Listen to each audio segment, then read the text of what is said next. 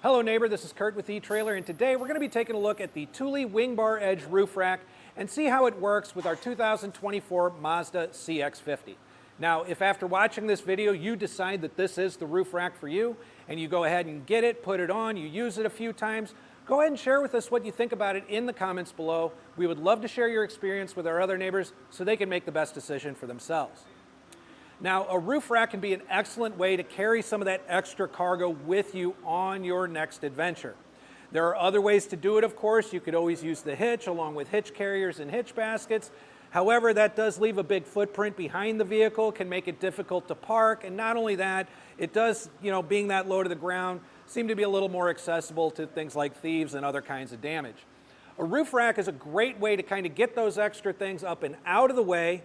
They won't be dragging behind your vehicle or anything like that. Up here on the roof is an excellent place to carry it as well, because there's always some things that you're going to have with you on those longer trips. Maybe they're either too big to fit in the car with you and the other passengers, or it might be something you just don't want in there. Like maybe you're going camping and you keep your tent up there, among some other things that may or may not be smelling all that great on the trip home. So a roof rack can hold things like roof boxes, roof cargo baskets, kayak carriers, ski and snowboard carriers, awnings, all sorts of things that could go up on your roof. Now, the Thule WingBar Edge is a flush roof rack, and what that means is that the crossbars don't actually overhang the towers. They all come to an end right here, and from a stylistic standpoint, I do agree that these kind of look better. They look a little more factory, they look a little more streamlined than the overhanging bars. However, what you're going to end up sacrificing is usable bar space. Generally speaking, because you don't have as much accessible bar space on a flush rack like this, you can usually only put one accessory up here, usually a roof box or something like that, and you're also going to be forced to mount it toward the middle, as opposed to an overhang, which generally gives you a little bit extra to work with, and you can often put accessories side by side. But with all that being said, this is an excellent system. It is an aero bar, which means the bar is an elliptical shape. It's wider in the front, narrower in the back with a blade shape. That's going to help reduce a lot of that road noise that you end up getting out of round bars and square bars. It's also going to have an available track to it that's going to allow you to use your T-slot accessories as well, such as an awning or some of those kayak and snowboard carriers that are out there on the market. You can, of course, also use the clamp-mounted systems, and on this vehicle, we are going to take a few measurements eventually, but you've got plenty of space under the bar here to get just about any clamp-mounted accessory up there as well. Now, it does have a 165-pound weight rating. However, you always want to double check in your owner's manual, double check your vehicle and see what the weight capacity for your roof is. Whatever number is lower, that's how much you can carry up on your roof. But with all that being said, let's get up there, take a few measurements, and see how this is fitting on our CX-50. So, taking a look at what we have up here. Now, I did mention that you've got kind of less space than you would up here as far as usable bar space compared to an overhang. But if you want to check your accessories, you just want to make sure that having about 32 3/4 inches of bar space is going to be enough for them. The rails on the CX-50 do taper. They're closer together in the back than they are up in the front. But if you're really only doing the one, the back bar is going to be more important. But if you wanted to know, you've got almost 34 inches of bar space up here on your front bar. The other important thing to look at is going to be our spread. So if I'm going from the seam on our weather strip to the seam over here, we are at a 30-inch crossbar spread, almost dead on the nose. And to me, that's perfect. If I have the ability to put my bars wherever I need them to, 30 inches is generally where I want to be, because just about every rooftop accessory out there requires somewhere between 26 and like 34 inches of bar space. So getting it right at that 30 mark puts it right in between. I'm not really afraid of anything coming up here and not really fitting all that well. One of the things that you do want to keep in mind, though, it does actually add some height to the vehicle.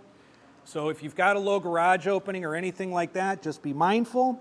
This is going to add 4 inches of height to your vehicle. And if we're going to take a look at how much bar space we have underneath, you're looking at about 2.5 inches of bar space between the roof and the bottom of the bar, which, as I said just a moment ago, is plenty of room really for any of your clamp mounted accessories to go up and on here. Now, the fit of the WingBar Edge on the CX-50 to me on these rails is excellent. The fit kit that you get with it, with these clamps and this rubber foot pad, are going to be specific to the vehicle, and I'm really impressed by how they fit. The rubber foot pad actually kind of contours to this rail top perfectly, and the clamps have it on here in a way that it's really, really solid. And installation on the WingBar Edge is actually pretty simple as well, so follow along. I'm going to show you exactly how we got our crossbars up on our CX-50. So to begin our installation, let's make sure we've got the right tools with us. One, Thule is going to provide you with this pre-torque tool here. This is what you're going to need for pretty much all of the assembly of our crossbar system. We're also going to have a measuring tape handy as well as a flathead screwdriver. Now, the first thing that we're going to do is attach our tower to our crossbar. We've got one end attached already. Do be careful because these towers are going to be driver or passenger side specific. This wider end here should be facing the rear of the vehicle. Just like on our crossbar, the thinner end of the crossbar faces the rear of the vehicle. So this will be our driver's side portion. We're going to go ahead and insert it here. Now, as I do that, you'll notice that there is a square cutout here in the bar. That's where this little square tab is going to go. So the idea is you depress it and slide it on, just like that, until it clicks into place and it's locked in. Now you can still adjust your crossbar length, but it's attached onto our tower at this point. And the next thing we're going to do is go ahead and finish our assembly of that tower. So we're going to turn our crossbar upside down. Now, one of the great things about Thule is that they do a great job of labeling all their different parts, so there's just not a lot of confusion as far as when you get it put on there. So for instance, this first portion we're going to insert is stamped with an A. Our rubber foot pad is stamped with a B. And our final clamp is going to be with a C. So we're going to put our inner clamp on first, and in order to do that, just remember we're working with it upside down here. We're just going to go ahead and thread this bolt here through the opening, and we're going to make sure that these two little arms here are kind of resting up on top, just like so. So with that on, we're going to go ahead and grab our rubber foot pad. Now, as we put this on, you'll see that there are tabs here and some correlating holes for those to go into. But when we do this, we do want to make sure that this clamp is toward the outside. So we're just going to go ahead and slip that on, press down on it on all the holes, and just get it nice and snug. And then lastly, we're going to be putting on our outer clamp. Now to do this, first thing you want to do is the A clamp actually has this tab on it. You're going to want to just kind of slip that through there, and then we'll get that bolt put through as well. Once I have that on, I'm going to go ahead and get it turned over. Now you can see where that bolt is coming out. I'm going to finally take this kind of a different shape. This is a nut that's going to go on here and screw on. I'm not going to screw it all the way down because this is what's going to adjust and tighten down both our clamps onto our rails and our crossbar link onto our towers. So the final step of the install is going to be putting on our weather stripping. This is going to come in one piece, so you're going to want to go ahead and separate those.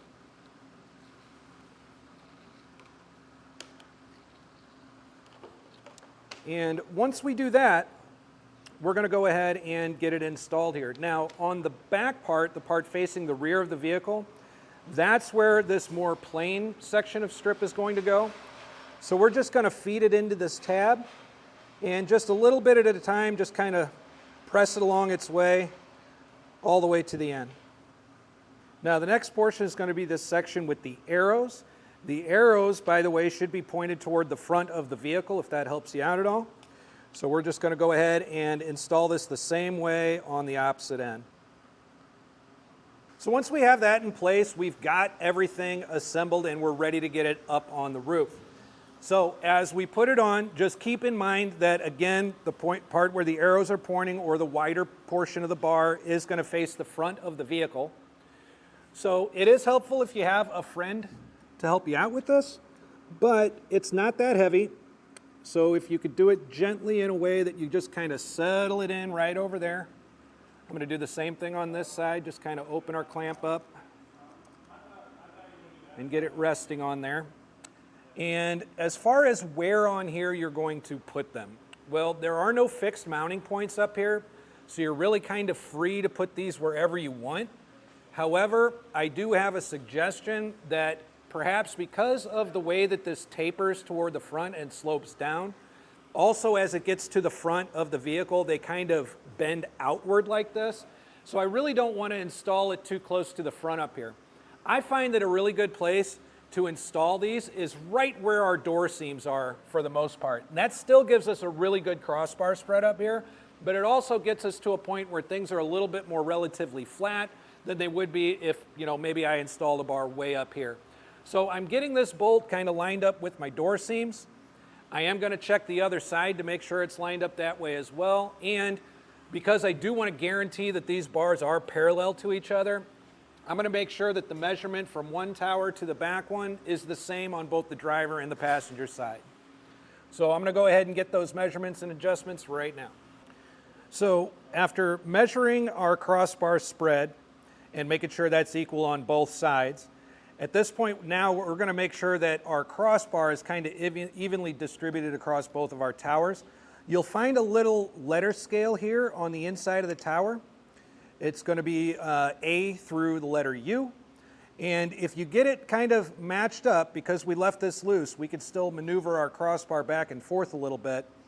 And just make sure that you're on the same letter on both sides. That way it makes sure that not too much of the crossbar, say, is loaded here onto our passenger end, and there's not much over here.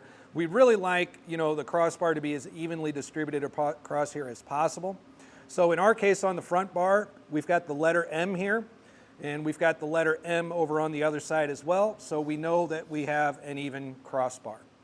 Okay, so we've got everything even, our bar is even, we've double checked our crossbar spread, that's even on both sides. Now it's time to tighten our clamps down onto the vehicle itself. So we're going to take our Thule tool, and what we're going to do is just use that kind of special looking nut that we had there, and we're just going to tighten it down kind of slowly. Now, I don't want to tighten it down completely on one side and then go to the other, because that can cause it to shift a little bit. So I'm basically tightening it down to getting it to, relatively snug. I'm going to go over on the other side and do the same thing, and we're going to kind of incrementally go back and forth and get it tightened down evenly on both sides. So once you've got it down tight and snug enough, we could go ahead and go all the way. Now, what's going to happen is I mentioned that this is a pre-torque tool. So when you get it tight enough, you're going to hear a loud click or a pop. Just like that. That indicates that our clamps are tightened down completely, our crossbar is tightened down completely, and we can go ahead and replace our tower covers, which again, these are side specific, so the wider end of it is toward the back. We're just going to slip that into place there. And this is where our flathead's going to come in handy. When you purchase these crossbars just out of the box, from the manufacturer, from us, it's not going to come with metal lock cores. It's just going to come with these tabs that you can open and close with a flathead. It would be my suggestion for the security of your crossbars and the cargo, however, to go ahead and to get a set of locking metal cams and keys. They are part of Thule's one key system, which means that you can actually get them keyed alike to all your other Thule accessories. So if you have a Thule roof box or a kayak carrier or a Thule bike rack, you can get those keyed alike so that you only have one set of keys for all of your Thule products. But once you get it on there and it locks in, your installation is going to be complete. You'll be ready to load these up and head on to your next adventure. So there was a look at the features and installation of our Thule WingBar Edge on our 2024 Mazda CX-50. I'm Curt with eTrailer. Thanks for stopping by.